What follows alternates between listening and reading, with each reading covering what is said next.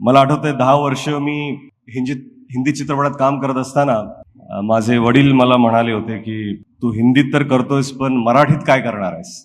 आणि त्यावेळेस विचार केला की आपण मराठीत काम करावं. आणि मराठी चित्रपट जो लय भारी पहिला चित्रपट मी केला, त्या चित्रपटाचं पहिलं नरेशन हे राज ठाकरेजींनी मला केलं होतं.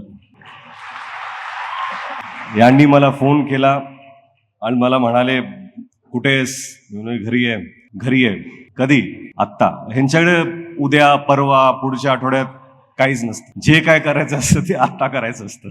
म्हणून जे काय होतं मी सोडून मी घरी गेलो. घरी बसलो आणि मग एक गोष्ट तुला सांगायची आहे आणि मला नरेट करायची. मी म्हणलं ठीक आहे, कधी बसूया? आत्ता. मी म्हणलं ठीक आहे, आत्ताच बसूया. आणि नंतर राजेने खरंच फार कमी लोक असतात ज्यांना चित्रपटाचं नरेशन त्यांच्याकडून मिळतं, पण कारण त्याचं एकच होतं की त्यांच्या मनात एक विजन होतं की मराठीमध्ये अशी चित्रपट व्हायला पाहिजेत.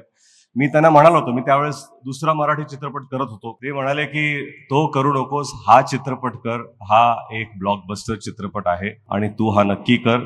आणि तिथे माझ्या खरंच मराठी चित्रपटाची सुरुवात झाली. ती खरंच राजजींच्या मार्गदर्शनामुळे झाली असं म्हटलं तर चुकीचं ठरणार नाही.